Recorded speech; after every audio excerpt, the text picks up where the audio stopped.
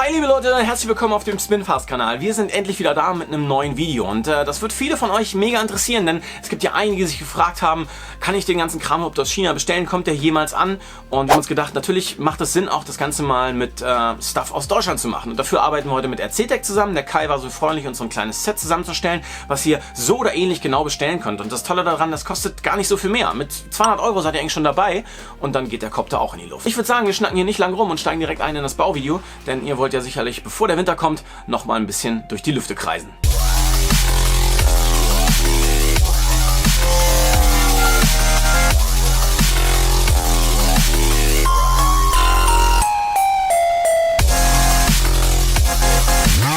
Eine Sache habe ich noch vergessen, bevor es direkt losgeht. Wir wollen euch noch darauf hinweisen, dass übermorgen das neue Video von Tobi rauskommt, wo euch erklärt, wonach ihr suchen müsst, wenn der Kopter mal nicht armt. Ja, viele haben ja in die Kommentare geschrieben, das armt nicht hier und der Kopter fliegt nicht los. Genau dafür hat Tobi nochmal alles auseinandergefriemelt und zeigt euch genau, wonach ihr in Betaflight suchen müsst oder wonach ihr beim Kopter suchen könnt, wenn der mal nicht losfliegen will. So, jetzt geht's aber wirklich los mit dem Bauvideo. Viel Spaß. RC-Tech Racer mit Teilen aus Deutschland für knapp 200 €. Echtes Schnäppchen. Also bleibt dran und schaut euch an, was wir da zusammen basteln. So, bevor wir loslegen können, gibt es hier noch eine kleine Übersicht, was für Teile wir bauen. Das sind einmal hier die Emax 2306 1700 kV für 6S. Dann haben wir hier unsere Speed Control, den ESC von Icon mit der 32er BL Heli Technik drauf, das ist die V2. Dann kommt hier unser FC, das ist ein F4, auch von Icon, das heißt, die beiden Systeme passen gleich super ineinander. Dann haben wir hier, auch der Einfachheit halber, haben wir mal uns von Team Black Sheep einen Videosender geholt, der einen MMCX-Konnektor hat. Dazu die passende Antenne. Das ist diese hier, die TBS Triumph Pro. Gibt es auch noch nicht so lange auf dem Markt und die ist im Prinzip so wie diese ganzen anderen kleinen Stubby-Antennen geformt und sollte ganz gut aussehen auf jeden Fall. Um das ganze Bild natürlich einzufangen, brauchen wir eine Kamera und wir haben uns die Runcam Racer schicken lassen. Die ist auf jeden Fall immer noch sehr weit verbreitet und absolut solide, wenn man auf dem Racetrack starten will. Das Ganze muss natürlich auch auf einen Rahmen und wir haben uns für den Racer hier mal den Source 2 von Team Black Sheep ausgesucht. Das hat mehrere Gründe. Er ist super einfach zu bauen, ist super einfach zu reparieren und vor allem ist er sehr, sehr günstig.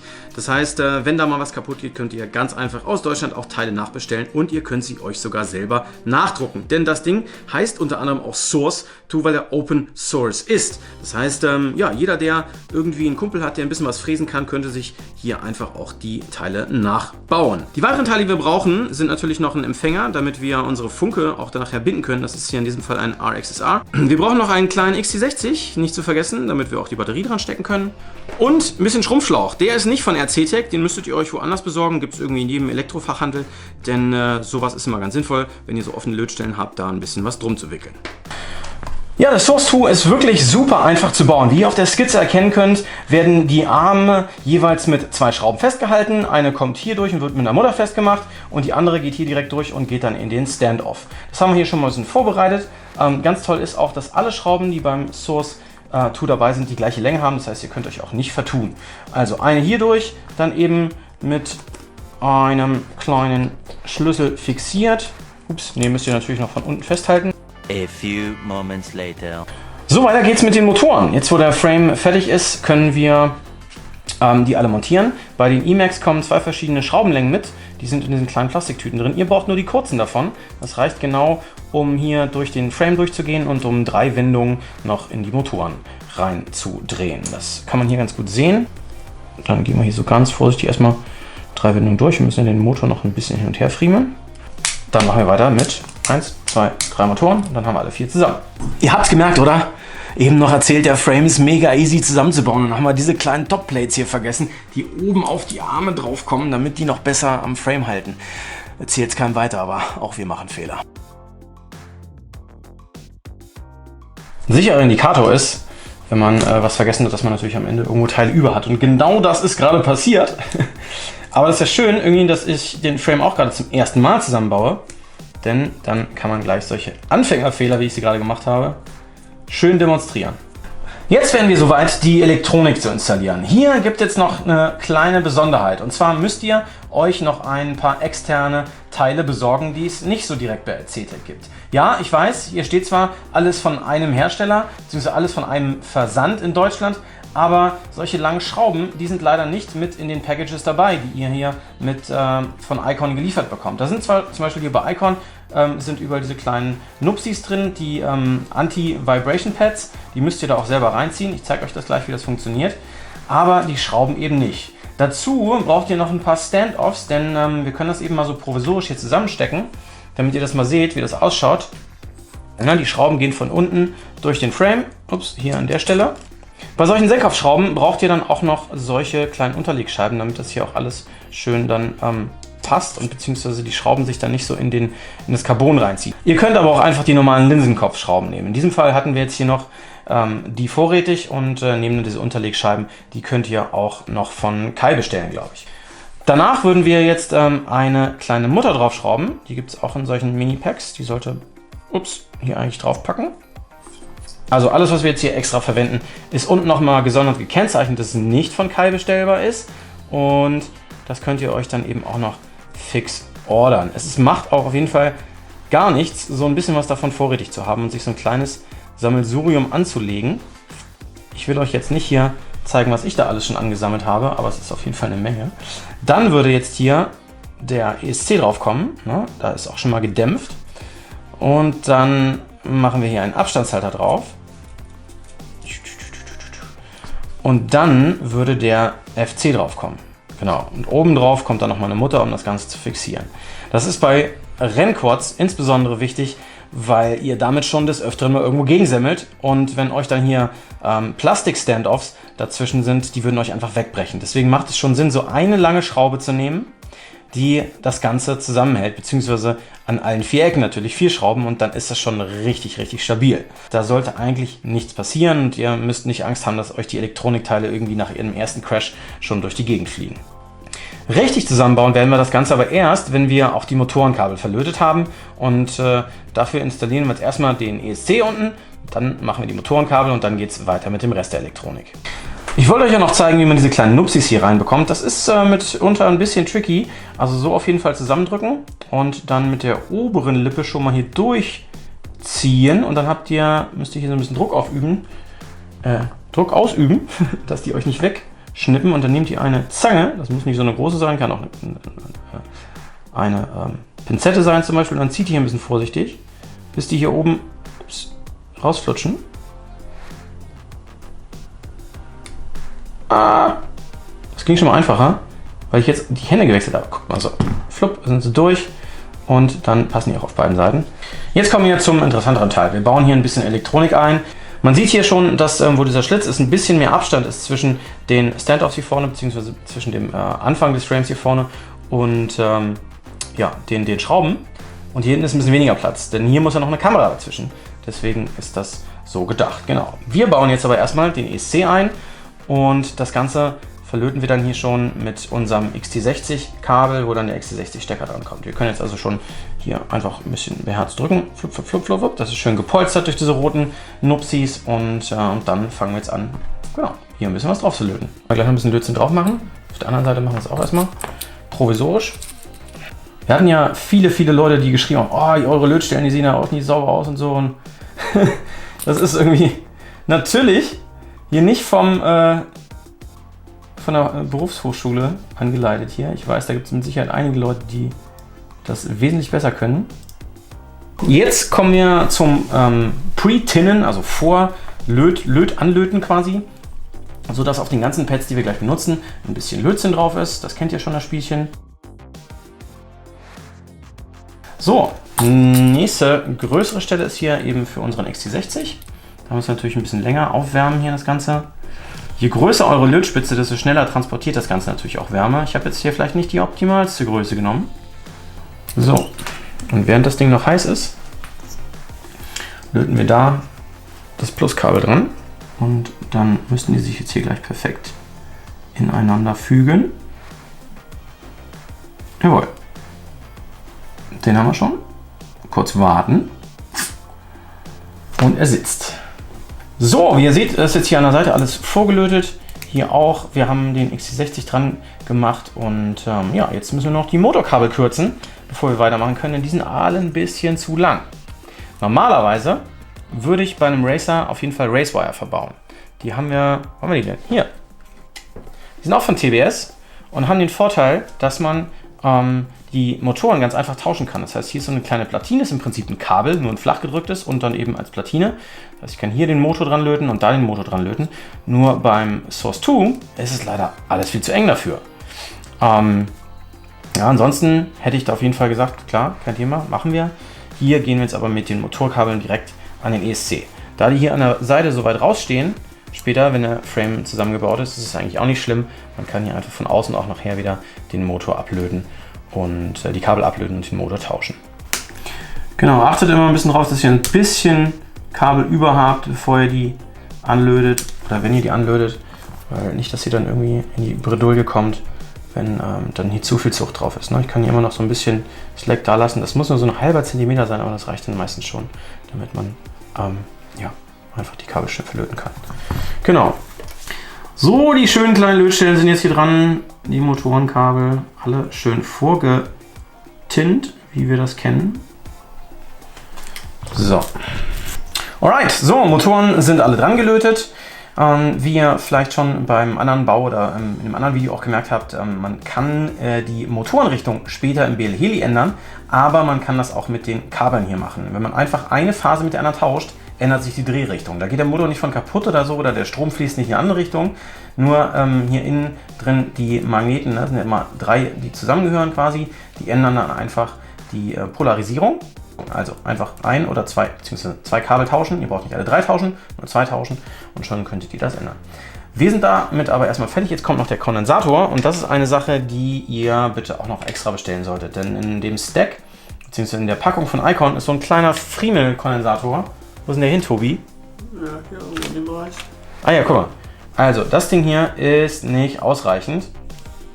Also, es ist zwar auch für 35 Volt ausgelegt, ja, aber der hat viel zu wenig Kapazität. Deswegen nehmen wir den hier von, wo haben wir den herbestellt? Von Reichelt, genau. Da kann man die so bestellen. Es gibt auch noch ein paar andere Orte. Also ausnahmsweise mal hier nicht von RC-Tech. Davon einfach auch gleich mal 5, 6 bestellen. Die brennen auch mal hier und da ganz gerne dann durch. Aber eben mit einer 1000er Kapazität sollte das auf jeden Fall kein Problem sein. Das löten wir jetzt auch noch hier eben schön dran. Ne? Minus ist immer da, wo der weiße Streifen ist. Das heißt, in dem Fall müsste das dann so da drauf. Und ein bisschen weiter rein vielleicht, dass der hier schön geschützt ist. Genau, danach geht's weiter. So, jetzt können wir schon unseren FC anbauen. Ich habe schon mal das Kabel reingesteckt, das 8-Pin-Kabel, beziehungsweise 10 Pins sind es hier sogar. Da fehlen aber ein paar, wie ihr vielleicht seht. 5 Volt Support braucht der FC nicht, der läuft nämlich direkt mit Batteriestrom. Man könnte hier auch direkt mit der Batterie dran gehen, aber in dem Fall braucht man das nicht, der wird hier einfach direkt über das kleine Kabel auch befeuert. Dann haben wir natürlich hier die 4 Motorenkabel, dann haben wir noch einen Current-Sensor und eine RX4, der geht hier direkt rüber. Der ist in dem Fall, ja, für die Telemetrie zum Beispiel, könnte man darüber auslesen. So, dann brauchen wir jetzt vorher noch unsere Standoffs, die wir hier zurechtgelegt haben, beziehungsweise auch noch auf jeden Fall dabei haben müssen, damit man in diesem Fall eben diese 25 mm Schrauben noch ein bisschen hier einwickeln kann. Nein, das ist natürlich nicht zum Einwickeln der Schrauben da, sondern einfach, damit ihr genug Abstand habt zwischen eurem ESC und dem FC. Ansonsten würden die Elektronik-Parts einfach direkt aufeinander liegen und das mögen die nicht. Wo wir gerade dabei sind, wenn ihr irgendwo Strom offen liegen habt, der irgendwie auf das Carbon gehen sollte, dann habt ihr auch ein Problem. Ja? Also bei solchen Sachen wie hier immer aufpassen, wenn ihr zu niedrig seid, beziehungsweise der ESC auf dem Carbon aufliegt oder auch bei der Batterie, wenn ihr die anschließt, wenn hier irgendwie zu wenig Abstand ist und das leitet dann eben durch das Carbon und es könnte zu Kurzschlüssen kommen. Das merkt man dann auch immer ganz schnell, wenn das Carbon nach dem ersten Flug richtig heiß ist an einer Stelle, hat man schon gehabt, dann habt ihr irgendwo einen kurzen drin. Jetzt können wir den FC draufstecken, nachdem wir das Kabel hier eingebaut haben, ansonsten ist es ein bisschen umständlich. Dann können wir noch gucken, genau, dass das Kabel hier ein bisschen schöner verlegt wird. Das sollte natürlich nicht irgendwie so hier außen rumflackern. So, jetzt haben wir das Kabel hier schön eingedreht und ja, ziehen das dann hier so ein bisschen nach hinten mit dem Schraubenzieher zum Beispiel. Dann bleibt das auch so in der Ausrichtung. Und schön kompakt drauf. Jetzt kommen oben dann noch Muttern drauf, machen wir aber später. Vielleicht müssen wir nochmal abnehmen, um irgendwas anderes dran zu löten. Ja, jetzt ist der Quad soweit ready, dass wir da den Rest auch drauf bauen können. So, liebe Leute, jetzt kommen wir zum spannenden Teil.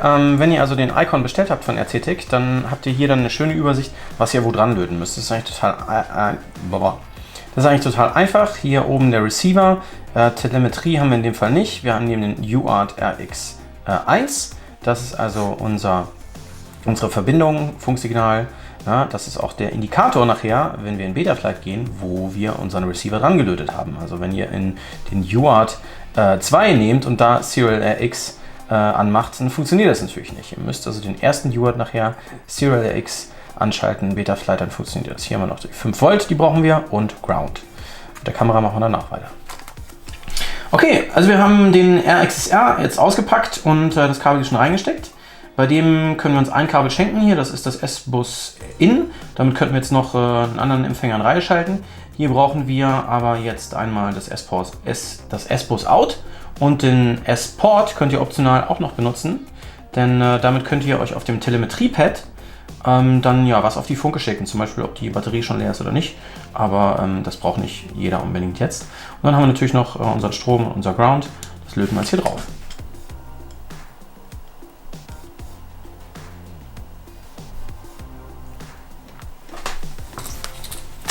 Super. So, den RXSR werden wir ein bisschen verstecken, und zwar hier nachher so zwischenklemmen. Aber bevor wir das machen, machen wir erstmal den ganzen anderen Rest. Das heißt, wir tun ihn erstmal hier so zur Seite weg und löten uns jetzt erstmal die Kamera fest und den Videosender. Denn sonst sehen wir ja gar nichts. So ist also quasi das Quad fertig ohne die Videofunktion. Und ich würde sagen, wir machen jetzt auch erstmal den Batterietest. Denn falls es uns um die Ohren fliegt, haben wir jetzt dann nicht gleich die Kamera und den Videosender auch mit ruiniert. So Freunde, jetzt ist der Moment der Wahrheit schon gekommen. Wir schließen hier eine schöne MyLipo Batterie an, eine 6S natürlich. Und würde ich sagen, gib ihm. Das sieht gut aus, jawohl. Man hat auch direkt gesehen, der ESC hat komplett überall initialisiert. Das sieht man daran, dass die Motoren so ganz minimale Bewegungen machen. Und unser RXSR ist auch schon hier am Blinken und ist quasi fertig zum Binden. Genau, das würden wir dann auch jetzt erstmal machen.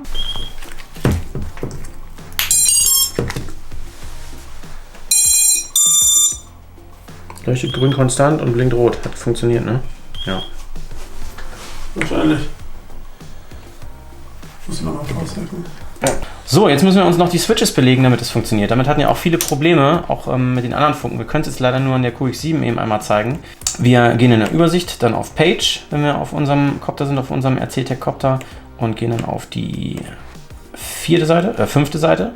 Und hier seht ihr jetzt die ganzen Switches. Das sind die hier alle, nämlich Throttle, Aileron, Elevator und Rudder. Und wir müssen uns jetzt noch einen Kanal belegen, damit wir auch einen Switch dafür benutzen können. Das ist in dem Fall der 5. Und wenn wir jetzt einfach hier einmal drauf drücken und dann... wie war das? Drückt halten, ne? Ja, weiter bis bei Name. Ach ja. Einfach auf Source gehen. Wir können uns jetzt hier auch noch einen Namen überlegen dafür. Das wäre in dem Fall wahrscheinlich der Arm Switch. Zack. Und bestätigen das einmal mit Escape hier. Gehen dann einen runter. Und jetzt drücken wir einmal drauf und bestätigen einfach den Switch hier oben zum Beispiel. Wenn ihr das hier haben möchtet, könnt ihr auch den hier nehmen oder den oder den. Je nachdem, welchen Switch ihr dann hier als letzten betätigt habt, das speichert er dann. Wir drücken also alles in die Ausgangsstellung, drücken den einmal nach unten und dann einmal bestätigen.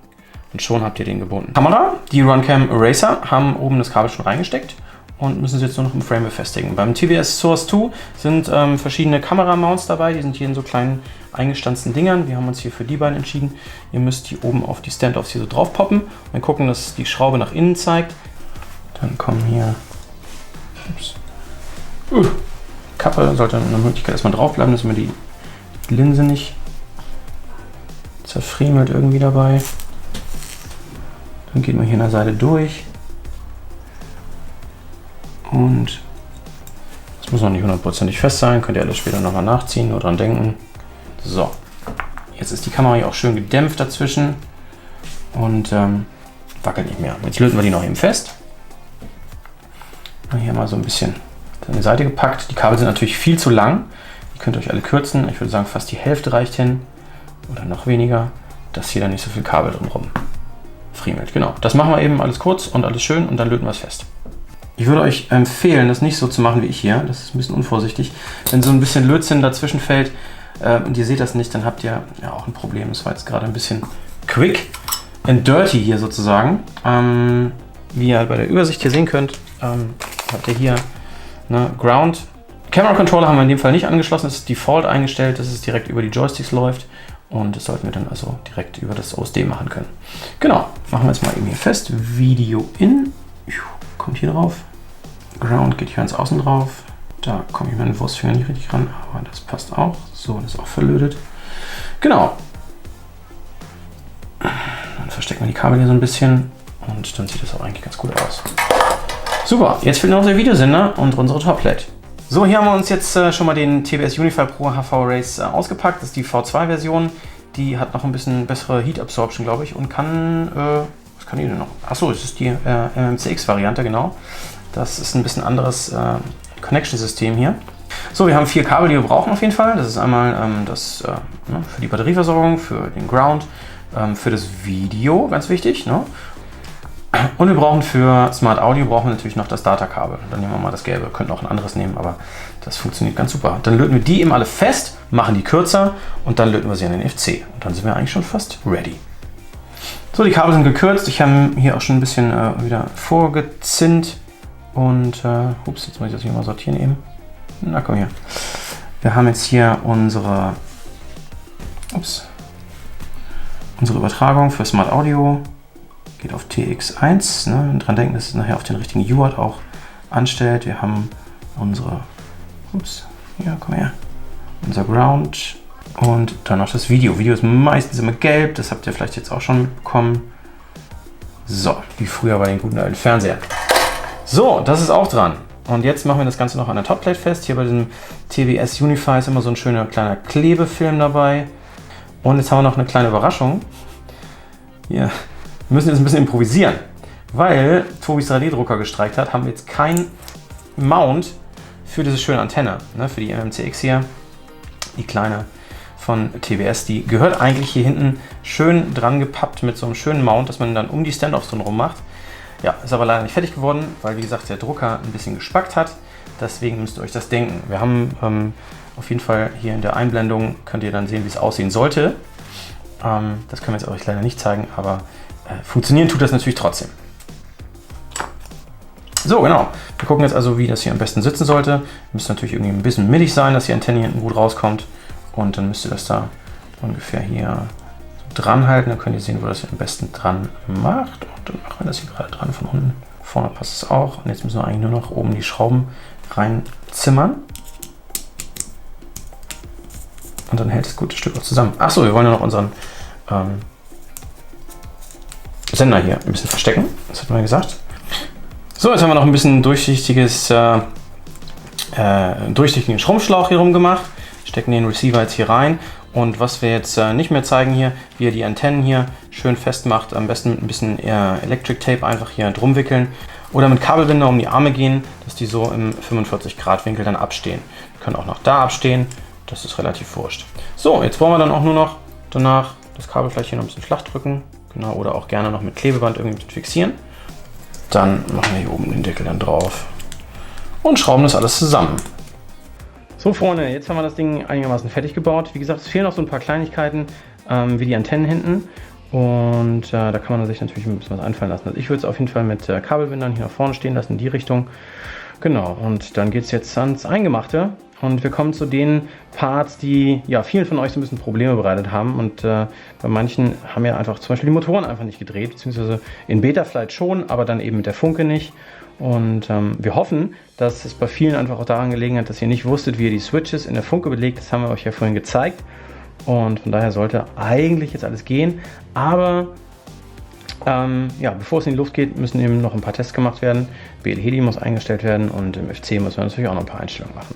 Wie das alles funktioniert, hat Tobi euch schon gezeigt. Da müsstet ihr ja quasi in unserer Timeline ein bisschen zurückscrollen und dann findet ihr genau die richtigen, findet ihr die Anleitung, wie ihr das in Betaflight einstellen müsst. Aber nichtsdestotrotz werden wir in der nächsten Woche nochmal ein kurzes Video dazu machen, was denn alles falsch laufen kann und beziehungsweise warum die Motoren nicht drehen können. Genau, das ist also der TBS Source 2 mit Teilen nur aus Deutschland und in dem Fall auch von RC-Tech. Nochmal, wie gesagt, herzlichen Dank, Kai, dass du uns das Ding zur Verfügung gestellt hast und wir hoffen natürlich, dass ja, viele Leute sich auch ein Beispiel daran nehmen und den auch mal von dir bestellen. Und ja, dann kann das losgehen. Also wir haben hier verbaut nochmal als Wrap-Up einen TBS Source 2 mit Echo-Motoren von Emax. Das sind 2306er 1700 kV. Wir haben eine Runcam Racer verbaut. Wir haben einen Icon ESC32 verbaut. Einen Icon F4 Flight Controller. Dann haben wir noch einen Kondensator eingebaut, der nicht dabei war. Den mussten wir extra bestellen. Ein paar Schrauben haben wir verbaut, ein paar Standoffs verbaut, die nicht bei Kai unbedingt erhältlich sind, beziehungsweise nur manchmal, glaube ich. Und das findet ihr aber alles unten in der Description, was genau ihr bei Kai bestellen sollt und was genau vielleicht noch woanders. Die Links dazu findet ihr immer unten in unseren Videos. Ich würde sagen, vielen, vielen Dank, Leute, fürs Zuschauen. Subscribt gerne. Wir bringen auf jeden Fall jetzt wieder regelmäßig Videos raus, denn ja, der Winter naht und wir sind dann auch nicht mehr ganz so viel draußen in den Bäumen unterwegs.